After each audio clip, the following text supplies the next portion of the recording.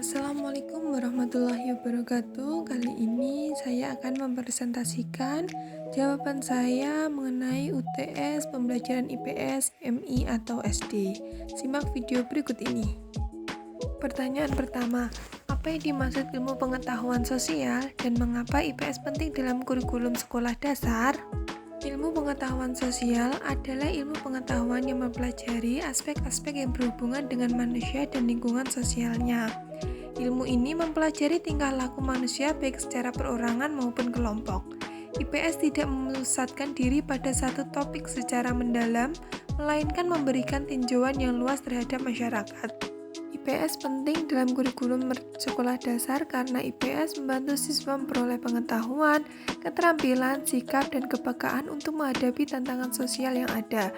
IPS membantu siswa memahami interaksi sosial dan mempersiapkan mereka berperan aktif dalam pembangunan Indonesia, serta membantu siswa memahami perbedaan budaya dan pandangan dunia yang berbeda-beda. Pertanyaan kedua, sebutkan dan jelaskan 4 komponen utama dalam pembelajaran IPS di tingkat MI atau SD.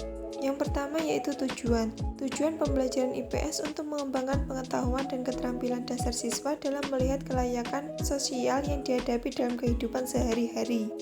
Yang kedua, materi. Materi IPS di tingkat MI atau SD meliputi geografi, sejarah, sosiologi, dan ekonomi.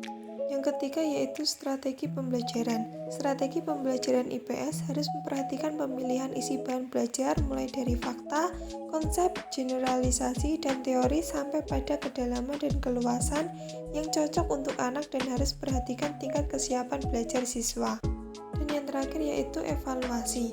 Evaluasi pembelajaran IPS di tingkat MI harus memperhatikan keterampilan penelitian, keterampilan sosial siswa, dan sikap siswa.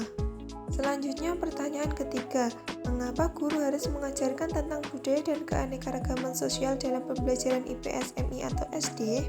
Guru harus mengajarkan tentang budaya dan keanekaragaman sosial karena dapat membantu siswa memahami dan menghargai perbedaan dan persamaan antara manusia dan komunitas. IPS dapat digunakan memperdayakan budaya lokal dengan mendidik siswa tentang nilai-nilai tradisi. Hal ini membantu siswa merasakan rasa bangga dan memiliki. Pengajaran tentang budaya dan keberagaman sosial dapat membantu siswa memahami pentingnya menghormati dan menghargai keberagaman masyarakat. Pertanyaan keempat, bagaimana berita dan media sosial dapat mempengaruhi pandangan masyarakat tentang isu sosial dan politik? Berita dan media sosial dapat mempengaruhi pandangan masyarakat tentang isu-isu sosial dan politik antara lain membentuk opini publik dengan mempercepat penyebaran informasi dan memungkinkan orang untuk berbagi pandangan mereka. Dapat meningkatkan partisipasi politik dengan memungkinkan orang untuk berdiskusi dengan berbagai informasi tentang isu sosial dan politik. Dapat membentuk persepsi masyarakat dan meningkatkan polarisasi masyarakat dengan memperkuat pandangan yang sudah ada dan memperkuat perbedaan antara kelompok, serta meningkatkan literasi media masyarakat yang dapat membantu masyarakat memahami isu sosial dan politik dengan lebih baik. Pertanyaan kelima, praktekkan dan analisislah pembelajaran dalam kelas mulai pendekatan strategi, metode, dan teknik. Simak video berikut ini. Assalamualaikum warahmatullahi wabarakatuh. Halo, selamat pagi anak-anak. Bagaimana kabarnya hari ini? Baik, hari ini kita akan mempelajari tentang macam-macam keragaman budaya yang ada di sekitar kita. Nah, Ibu akan membagi kalian menjadi beberapa kelompok ya. Baik. Nah, untuk kelompok 1, 2, dan 3 duduk sesuai dengan masing-masing kelompoknya. Yuk berkumpul semua.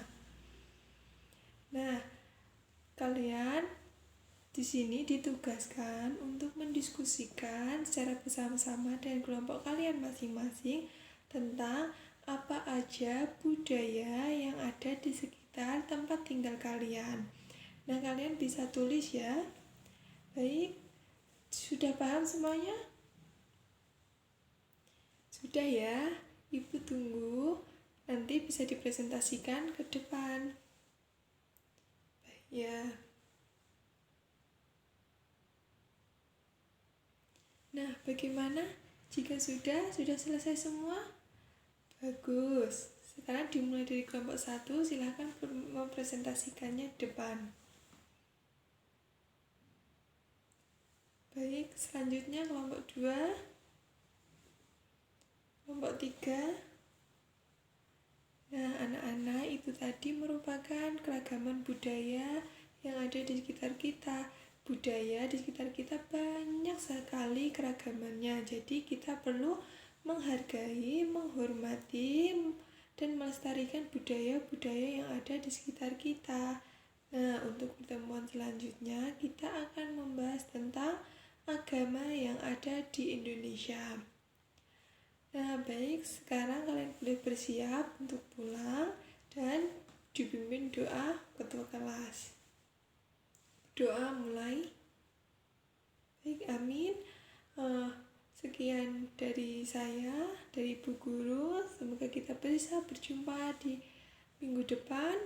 Wassalamualaikum warahmatullahi wabarakatuh. Analisis pendekatan, strategi, metode, dan teknik pembelajaran pada video di samping yaitu pendekatan yang digunakan, pendekatan student-centered approach atau pendekatan pembelajaran berpusat pada siswa. Yang kedua, strategi yang digunakan, yaitu strategi cooperative learning atau gotong royong merupakan sistem pengajaran yang memberikan kesempatan kepada peserta didik untuk bekerja sama dengan sesama peserta didik dalam tugas-tugas yang terstruktur. Metode dan teknik yang digunakan yaitu metode diskusi kelompok. Nah, itu tadi dari saya. Mohon maaf apabila ada salah kata. Sekian dari saya. Wassalamualaikum warahmatullahi wabarakatuh.